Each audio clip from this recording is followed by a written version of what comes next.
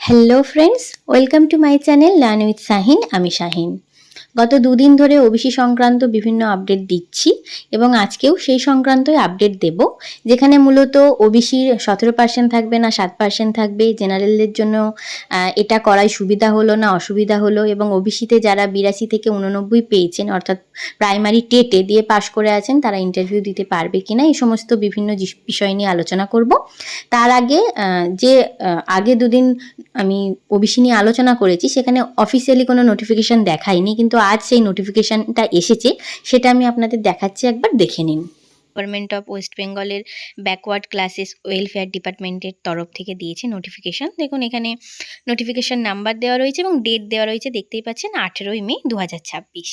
এখানে যে honourable division bench of high court at Kolkata pass the judgment, যেটা 22 মে 2024 সালে দিয়েছিল, আমি পোস্টও করেছি, যেখানে এখানে WPA নাম্বারগুলো দেওয়া রয়েছে সমস্ত ওবিসি কেসটার, যেখানে 66 classes included in the state list OBCs 2010-এর পারপাসে, মানে আগে যেগুলো করা হয়েছে রিজার্ভেশন আন্ডার আর্টিকেল 16-এর 4 যেটা রয়েছে কনস্টিটিউশন অফ ইন্ডিয়ার, সেখানে, এবং ওবিসি যে সম্প্রদায় ছিল সেখানে যে ভাগ করা ছিল কত শতাংশ পাবে, টোটাল 17% ছিল। এখানে যেটা ওবিসি এ এবং B, percentage of reservation as 10% for OBC category A এবং 7% অফ ওবিসি ক্যাটাগরি বি, সেটা কি করা হয়েছে ওয়ার স্টাক ডাউন, অর্থাৎ সেটা বাতিল করে দেওয়া হলো, এবং এটা কলকাতা হাইকোর্টের জাজমেন্ট ছিল 22 মে 2024-এর। অফিসিয়ালি আজ সেই নোটিফিকেশানটা দিল এবং বাতিল করে দেওয়া হলো। এটার পরিবর্তে এবার কি হবে, and whereas the honourable division bench of high court at Kolkata also limited the reservation for OBCs in the state of 7% for the 66 classes in the state list of OBC unaffected classes, অর্থাৎ শুধুমাত্র ওবিসি থাকবে, এ এবং B বলে কিছু থাকবে না, এবং 66টি যে সম্প্রদায় তাদের শুধুমাত্র 7% রিজার্ভেশন দেওয়া হলো। এবং এই 66 ক্লাসেস যারা 7% রিজার্ভেশন পাবে তার এখানে লিস্ট দিয়ে দিয়েছে। এই লিস্ট আমি পোস্ট করে দিয়েছি, কালকেও দিয়েছি, আপনারা দেখে নেবেন, কোনো অসুবিধা নেই, তাই বিস্তারিত আমি আর দেখাচ্ছি না। এরপর যে বিষয়গুলো নিয়ে আলোচনা করব সেটা আমি বলি আপনাদের। প্রথমেই ওবিসি কত শতাংশ রিজার্ভেশন, 17% না 7%? আগে 17% ছিল, এ বি ভাগ করে দেখালাম, বর্তমানে শুধুমাত্র ওবিসি এ এবং বি বলে কোনো ভাগ থাকছে না, এবং রিজার্ভেশন থাকছে শুধুমাত্র 7%। অনেকটাই কম, 10%, তার মানে জেনারেলদের হলো হিসেব মতো, কিন্তু এই 10% আবার প্রাইমারিতে ইডাব্লিউএস অ্যাড হচ্ছে বা হবে শুনলাম, তো ইডাব্লিউএসটা হতে পারে, তো সেটা তো প্রত্যেকটা রোস্টার কিন্তু চেঞ্জ হবে। আবারও বলছি, প্রাইমারি নোটিফিকেশানের আশা করছি রোস্টার চেঞ্জ হবে, কেননা যে নোটিফিকেশান দেওয়া হয়েছিল, ভ্যাকেন্সি লিস্ট দেওয়া হয়েছিল, ওবিসি এ এর জন্য আলাদা ভ্যাকেন্সি ছিল, বি এর জন্য আলাদা ভ্যাকেন্সি ছিল, সেটা হিসেব মতো চেঞ্জ হওয়া দরকার, তাহলে রোস্টার চেঞ্জ হবে। তখন যা আপডেট আসবে অবশ্যই বলবো, এবং আগে জানতে পারলে তো সেটা আমি জানাবই। তারপরে বলি জেনারেলদের জন্য সুবিধা হলো না অসুবিধা হলো। তো এই কথাটা বলে রাখি, জেনারেল তো প্রত্যেকে, অর্থাৎ ওবিসি এ বি যেটা আগে ছিল, বা বর্তমানে ধরুন যারা ওবিসি 66টা সম্প্রদায় রয়েছে, প্লাস এসটি এসসি ইডব্লিউএস যাই হোক, প্রত্যেকে কিন্তু আগে জেনারেল, অর্থাৎ রিজার্ভেশনের এটাই রুলস যে আগে সে জেনারেলে ফাইট করবে, এবার জেনারেলে সমতুল্য না হতে পারলে তার যেহেতু রিজার্ভেশন রয়েছে তার কম কাট অফে সে তার যে রিজার্ভেশন আছে সেখানে সে সুযোগ পাবে। তো প্রত্যেকে তো আগে জেনারেল, তো এরা আগেও জেনারেলে ফাইট করতো, এখনও জেনারেলে ফাইট করবে।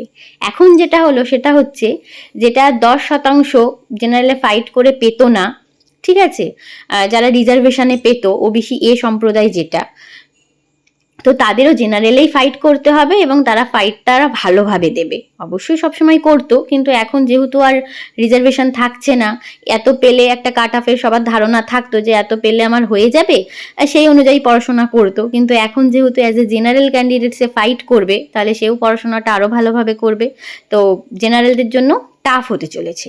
আরও বিস্তারিত অবশ্যই আলোচনা করব। আর একটা প্রশ্ন আমি বারবার প্রত্যেকটা ভিডিওতে বলেছি, এখনও বলছি, এবং প্রত্যেকে প্রতিনিয়ত আমায় মেসেজ করছেন যে ওবিসি যারা 82 থেকে 89 পেয়েছে এবং পাস করে আছে, তারা কি তাহলে আর এই ইন্টারভিউ দিতে পারবে? ধরুন ৭৭টা সম্প্রদায়ের মধ্যে তারা পড়ে এবং তাদের সার্টিফিকেট বাতিল হয়ে গেছে, তাহলে কি তারা ইন্টারভিউ দিতে পারবে? আমি বারবার বলছি, অবশ্যই তারা ইন্টারভিউ দিতে পারবে, কিন্তু অ্যাজ এ জেনারেল ক্যান্ডিডেট হিসেবে ইন্টারভিউ দেবে।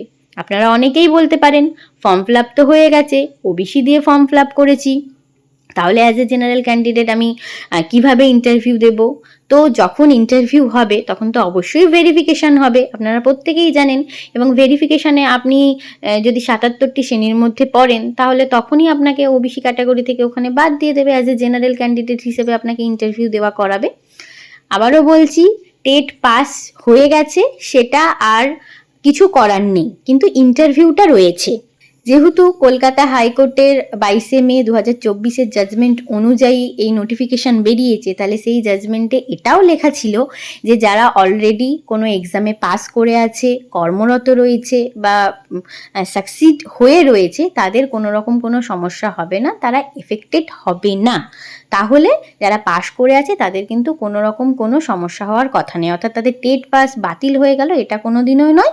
তারা অবশ্যই ইন্টারভিউ দেবে, যেহেতু ইন্টারভিউ আর টেট পাস অর্থাৎ নিয়োগ প্রক্রিয়া এবং পাস দুটো পুরোপুরি আলাদা প্রক্রিয়া। নিয়োগটার জন্য আবার নতুন করে ফর্ম ফিল আপ করতে হয়, যদিও আপনাদের ফর্ম ফিল আপ হয়ে গেছে, সেটার কি সিদ্ধান্ত আসবে সেটা কদিন পরেই বোঝা যাবে।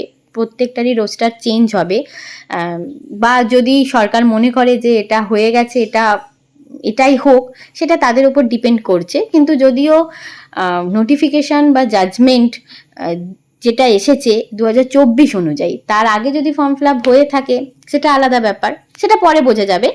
কিন্তু বর্তমানে যেটা সবার মনে প্রশ্ন যে তারা কি ইন্টারভিউ দিতে পারবে, হ্যাঁ অবশ্যই ইন্টারভিউ দিতে পারবে, এটা নিয়ে কোনো দ্বিধা নেই। তাই প্রত্যেককে বলবো অ্যাজ এ জেনারেল ক্যান্ডিডেট হিসেবে অবশ্যই প্রিপারেশান নিন, এবং জেনারেলের কাট অফ কত হতে পারে আপনারা প্রত্যেকেই জানেন, সেটা থেকে আরও 1-2 বাড়িয়ে নিন, সেই অনুযায়ী প্রিপারেশান নিন। ইন্টারভিউ অবশ্যই হবে, নিয়োগও হবে, হয়তো একটু আরও দেরি হবে, যেটা আরও তাড়াতাড়ি হতো, কারণ এইসব সমস্যার জন্য আবার রিভেরিফিকেশান হবে, এটার জন্য হয়তো দেরি হবে, কিন্তু ইন্টারভিউ হবে।